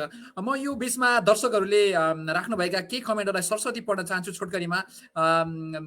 मीना तिवारी अधिकारीले फ्यान अफ रमेश प्रसाई भन्नुभएको छ। त्यसै गरी शम्भु कटवालले ग्रेट इन्टरेक्सन वाचिङ यु भन्नुभएको छ। त्यस पछाडि द हाल एचआरले वाउ रमेश प्रसाई भन्नुभएको छ। त्यसपछि शम्भु कटवालले great Rameshji I'm friend of Ramesh भन्नुभएको छ। त्यसपछि नानुमैया खत्रीले नमस्कार भन्नुभएको छ। मिलन गुरुङले बेस्ट विशेष भन्नुभएको छ। त्यसै गरी प्रकाश भट्टराईले very good person Ramesh sir भन्नुभएको छ। त्यसै गरी पुष्प हमालले मैले त्यो बुझिनँ, उहाँले अलि अस्पष्ट लेख्नु भएको छ। त्यसै गरी प्रकाश दालले नाइस भन्नुभएको छ। पृथ्वी खानले ग्रेट प्रोग्राम भन्नुभएको छ। सम्राट श्रेष्ठले ग्रेट थिङ्क भन्नुभएको छ। त्यसै गरी गुणराज मिठेल जो एन्जाको अध्यक्ष हुनुहुन्छ, उहाँले रमेश भाइलाई हार्दिक स्वागत भन्नुभएको छ। त्यसै गरी प्रभात पौडेललाई ग्रेट प्रोग्राम भन्नुभएको छ। राधा आचार्यले गुड भन्नुभएको छ। सरस्वती अधिकारीले ग्रेट भन्नुभएको छ। कृष्ण गोपाल मखजुले अब ग्रेट पर्सन भन्नुभएको छ। ध्रुव पञ्चालले नमस्कार नमन भन्नुभएको छ। त्यसै गरी टिका जोशी मोतेरे दुवैजना ताप्लेजुङको दायाँलाई सलाम भन्नुभएको छ हामी दुवैजनालाई। त्यसै गरी बालकृष्ण कार्कीले तपाईँ पनि ताप्लेजुङको हो र? म ताप्लेजुङको हो रमेशजी। गाउँ कता हो तपाईँको? मलाई फेरि ताप्लेजुङ खेबाङ गाउँको म एकदमै ताप्लेजुङको पनि माथि सबभन्दा अन्तिमतिरको हो रमेशजी। असाध्यै खुसी लाग्यो दाइ। मेरो फाकुम्बा नुम्लोको हो। मैले बुझेँ त्यो रमेशजी। हजुर त्यसै गरी सुरेन्द्र दाहालले नमस्कार भन्नुभएको छ, बालकृष्ण कार्ले ग्रेट पिपल भन्नुभएको छ, रमेश गौतमले जय होस् भन्नुभएको छ, दिपेन्द्र प्रसाईले कङ्ग्रेचुलेसन बोथ अफ यू भन्नुभएको छ। त्यसै गरी किशन कार्कीले बुटौलदेखि हेरेको छु, नसुती अर्जुन दाहाल सर अनि रमेश प्रसाई दुवैलाई नमस्कार। दाहाल सर नुनचिनी पानी अलिक लामो भयो सर, जीवन जल अमेरिका राखिदिनु भए राम्रो हुन्थ्यो भन्नुभएको छ, धन्यवाद। त्यसै गरी नीलकण्ठ सुवेदीले हजुरलाई स्वागत भन्नुभएको छ, हार्दिक नमन भन्नुभएको छ। त्यसै गरी कमल खड्काले सान्दर्भिक बस भन्नुभएको छ। त्यसै गरी भीम ढकालले लामो कुरा राख्नु भएको छ, उहाँलाई पनि धन्यवाद राख्न चाहन्छु। म त्यो अलिकति लामो भएकोले सबै पढ्न सकिनँ, म क्षमा चाहन्छु। त्यसै गरी देवी गौतम भाइ राम्रो कुरा भन्नुभएको छ, भीम ढकालले नमस्कार सम्पूर्ण दाजुभाइ दिदीबहिनीमा भन्नुभएको छ। त्यसै गरी हिक्मत थापाले नमस्कार सबै नाइजेरियाबाट हेर्दैछु भन्नुभएको छ। त्यसै गरी पशुपति तामाङले very very nice Ramesh bro भन्नुभएको छ। रमेश दाहालले नमस्कार सबैजनालाई भन्नुभएको छ। त्यसै गरी नारायण बुढा थोकीले रमेशजी नमस्कार भन्नुभएको छ। त्यसपछि बिपी नेपालले भेरी नाइस भन्नुभएको छ। नारायण बुढा थोकीले अलिकति मात्र तपाईँमा भएको मानवता हाम्रा नेताहरूमा पुगे हुन्थ्यो भन्ने खालको राख्नु भएको छ। त्यसै गरी सृजन ताम्राकारले चाहिँ उहाँ कलाकार पनि हुनुहुन्छ, जनताको बुलन्द आवाज बोल्न नछोड्नु होला रमेश भाइ, शुभकामना भन्नुभएको छ। त्यसै गरी महापुर रवि लामिछाने जस्ता नेपाली सपुतहरू फर्किँदैछन् भन्नुभएको छ। त्यस पछाडि योगेन्द्र पौडेलले भेरी नाइस स्पिच भन्नुभएको छ। आकृतिले नमस्कार गर्नुभएको छ। घिमिरे हरिले नमस्कार गर्नुभएको छ। विजय थापाले आहा गजब नमन रमेशजी भन्नुभएको छ। त्यसै गरी धन लोप्चाले वाचिङ फ्रम पेन्सिल्भेनिया भन्नुभएको छ। त्यसै गरी सुबोध छेत्री फ्यान अफ रमेश भन्नुभएको छ। दिपेन भण्डारीले वाह भन्नुभएको छ। सरस्वती अधिकारीले वाह वाह वाह रमेशजी भन्नुभएको छ। त्यसै गरी सन्तोष प्रसाईले नाइस बोथ अफ यू भन्नुभएको छ। त्यसै गरी देवीलाल शर्माले ग्रेट रमेशजी भन्नुभएको छ। कमल लिम्बुले जय होस् भन्नुभएको छ। त्यसै गरी गणेश प्रसाई न्यौपाने सान्दर्भिक भन्नुभएको छ। थुप्रै दर्शक महानुभावहरू जोडिनु भएको छ। विष्णु पन्तले भेरी नाइस रमेश दाई भन्नुभएको छ। निरवालाले जय होस् भन्नुभएको छ। अरू बाँकीतिर म जान सकिनँ। देवीलाल शर्माले आइएम फ्रम युएसए भन्नुभएको छ। विराट कोहलीले गुड जब भन्नुभएको छ। थ्याङ्क यू सो मच यहाँहरू सबैलाई, रमेशजीको तर्फबाट र मेरो तर्फबाट। अन्तिममा म रमेशजीलाई एउटा प्रश्न गर्न चाहन्छु। मैले यहाँलाई यस्तो मौका पाएँ, अहिले निकै भाग्यमानी यस्ता एउटा अन्तर्वार्ताकारहरूमा परेको छु रमेशजीलाई कुरा गर्ने। अब रमेशजीकै कार्यक्रममा थुप्रै नेताहरू अथवा सामाजिक अभियन्ताहरू अथवा तपाईँको आफ्नो प्याट्रनमा एउटा जुन कार्यक्रम आउँदैछ त्यसको बारेमा अलिकति हाम्रा दर्शकहरूलाई बताइदिनुहोस् न। हामी विदेशका मान्छेहरू पनि कसरी त्यहाँ जोडिन सक्छौँ, नेपालकै मान्छेहरू पनि, त्यो पुरै त कन्सेप्ट यहाँले अहिले खुलासा गर्न नमिल्ला, अलिकति त्यसको आउटलाइन बताइदिनुहोस् न तपाईँको आउने कार्यक्रमको। सरप्राइज डिस्क्लोज नगरिकन भनौँ भने यो कार्यक्रममा प्रत्येक चाहिँ श्रोता दर्शकको पनि प्रश्न राख्ने स्थान रहन्छ। हामी अग्रिम एनाउन्स गर्छौँ हामी फलानुलाई बोलाउँदैछौँ भनेर। हजुर। र मेरो अन्तर्वार्तामा दुईटा कुराहरू, दुईटा विशेषताहरू चाहिँ अवश्य हुनेछन्। पहिलो कुरा त म अन्तर्वार्ता दाइले जस्तो यसरी लिबरल भएर गर्दिनँ। मेरो अन्तर्वार्ता यति उदार हुनेवाला छैन। र अर्को कुरा चाहिँ के भने, मेरो अन्तर्वार्ता चाहिँ पूर्वाग्रहको लागि अथवा टिआरपीको लागि लक्षित हुँदैन। मेरो अन्तर्वार्ता कसैलाई जुधाउनका लागि हुँदैन, कुनै पनि समस्याको समाधान जुराउनका लागि हुन्छ। त्यो अन्तर्वार्ता निष्कर्षमा पुग्नुपर्छ। अहिले हाम्रा अन्तर्वार्ताहरू हाम्रो देशमा भइरहेका धेरै जसो टक सोहरू चाहिँ बिना कुनै निष्कर्ष र बिना कुनै सन्देश सकिएको पाउँछौँ हामी। अलिकति यसमा थप प्रश्न राख्दाखेरि म पनि अलिकति कडा स्वभावकै मान्छे हो, म अलिकति हाँस्य व्यङ्ग्य विधाको मान्छे पनि हो। तर अलिकति कडा हुँदाखेरि गेस्टहरू अतिथि पाउन गाह्रो हुन्छ कि अतिथि आउने भन्दा नि भाग्ने डर हुन्छ कि भन्ने लाग्दैन रमेशजी? होइन, यस्तो हुन्छ, तपाईँले व्यक्तिगत रूपमा खुइल्याउनतिर लक्षित हुनुभयो भने चाहिँ अतिथि भाग्ने सम्भावना रहन्छ। हजुर। तर तपाईँले तथ्यमा टेकेर प्रश्न गर्दै हुनुहुन्छ भने तथ्यबाट त कहाँ स्किप गर्न, तपाईँको एउटा कार्यक्रमबाट स्किप गरे पनि त्यो प्रश्नले चाहिँ उसलाई पछ्याइरहन्छ के। त्यसकारण मेरो चाहिँ अन्तर्वार्ता, मेरो जुन कार्यक्रम, मेरो जुन टक सो नेसनल टेलिभिजनमा आउनेवाला छ, कुन च्यानलमा आउँछ त्यो अहिलेसम्म पनि स्पष्ट भइसकेको छैन। यद्यपि 2-3वटा च्यानलमा कुरा हुँदैछ। जुन च्यानलबाट आउँछ त्यो अन्तर्वार्ताले तपाईँलाई आजसम्म तपाईँले हेरेका अन्तर्वार्ताहरूले भन्दा फरक कुनै पनि समस्याको समाधान र निष्कर्ष दिने लक्ष्य लिएर आउँछ। कहिलेसम्ममा आउँछ त्यो अलिकति टेन्टेटिभ समय दिन सकिएला रमेशजी? असोज महिनाभित्रै आउँछ दाइ। ल ठिक छ, तपाईँलाई हाम्रो तर्फबाट हार्दिक शुभकामना। तपाईँको कार्यक्रम पक्कै पनि सफल हुन्छ भनेर त हामी पहिल्यै अनुमान गर्न सक्छौँ। त्यसमा पनि हाम्रो शुभकामनाले केही न केही काम गरोस्। अन्तमा सम्पूर्ण दर्शक महानुभावहरूलाई, यहाँलाई माया गर्ने देश विदेशका सम्पूर्ण महानुभावहरू, साथीहरू, इष्टमित्रहरू, दाजुभाइ दिदीबहिनीहरू, आमा बुवाहरूलाई कसरी सम्झिनुहुन्छ अन्तमा? म तपाईँहरूको यो शुभेच्छाको ऋण मैले जीवनभरि तिरेर सक्दिनँ। यो मैले जीवनभरि तिरेर नसक्ने ऋण जुन तपाईँले मलाई लगाउनु भएको छ, मलाई माया गरेर, प्रेम गरेर, म प्रति स्नेह दर्शाएर, यसको लागि म तपाईँलाई हृदयदेखि नै नमन गर्न चाहन्छु। र म एउटा कुरामा चाहिँ तपाईँलाई विश्वास दिलाउन चाहन्छु। तपाईँले विश्वका विभिन्न कुना काप्चाहरूमा रहेर तपाईँले म प्रति जुन समर्थन, जुन स्नेह दर्शाउनु भएको छ, मबाट जीवनमा कहिल्यै त्यस्तो केही हुने छैन जसको कारणले गर्दा तपाईँलाई आफूले गरेको यो स्नेहप्रति, यो समर्थनप्रति पश्चाताप होस्। म तपाईँलाई आफूले गरेको यो समर्थनप्रति कति गौरव दिलाउन सक्छु त्यो त भाग्यको विधाताको हातमा छ। म आफ्नो तर्फबाट पुरै त्यसको प्रयत्न गर्छु, तर तपाईँलाई पश्चाताप चाहिँ कहिल्यै हुने छैन, यो म विश्वास दिलाउन चाहन्छु। ल दर्शक महानुभावहरू, यहाँभन्दा बढी रमेश प्रसाईबाट अहिले खासै आशा गर्नु पनि जरुरी छैन। त्यो नै हाम्रो लागि पर्याप्त छ। यति भन्दै आजको हाम्रो भेटघाटबाट म बिदा हुन चाहन्छु र आजको हाम्रो भेटघाटलाई सफल पारिदिनको लागि सहयोग गरिदिनु हुने मेरा प्रिय मित्र सन्तोष प्रसाईलाई म सम्झिन चाहन्छु, धन्यवाद ज्ञापन गर्न चाहन्छु। र प्राविधिक रूपमा ज्ञानु श्रेष्ठ जसले मलाई निरन्तर हरेक कार्यक्रममा साथ दिइरहनु भएको छ, ज्ञानु सरलाई पनि म हार्दिक नमन गर्न चाहन्छु। र एउटा एउटा एउटा कुरा दाइ, एउटा मैले बिचमा कुरा काटेँ, क्षमा गर्नु होला। मैले एउटा कुरा अन्तिममा भन्न छुटाएँ। एउटा कुरा कृपया अन्तिममा म आदरणीय हाम्रो सन्तोष प्रसाई दाई जो नर्थ भर्जिनियामा बस्नुहुन्छ, हो उहाँलाई म हृदयदेखि नै धन्यवाद दिन चाहन्छु, यो अर्थमा कि उहाँले मलाई अर्जुन दाईसँग सम्पर्क गराउनु भयो र तपाईँको टिमप्रति त मैले अघि नै कृतज्ञता ज्ञापन गरिसकेँ। हजुर सन्तोष दाईलाई म हृदयदेखि नै धन्यवाद दिन चाहन्छु। सन्तोष दाईको कारणले गर्दा आज हामी यहाँ जोडियौँ, यो अन्तर्वार्ता सफल भयो, यति भन्न चाहन्छु। धन्यवाद। यति भन्दै आज बिदा हुन चाहन्छु र यो सौभाग्यको लागि म आफू पनि खुसी हुँदै फेरि अर्को हप्ता अर्का विशेष अतिथि लिएर आउने प्रयास गर्नेछु। दर्शक महानुभावहरू, रमेशजीलाई सधैँ माया गरे जस्तै हामीलाई पनि साथ दिनुहोला। यहाँहरू सबैको दिन, साँझ, रात शुभ रहोस्। नमस्ते।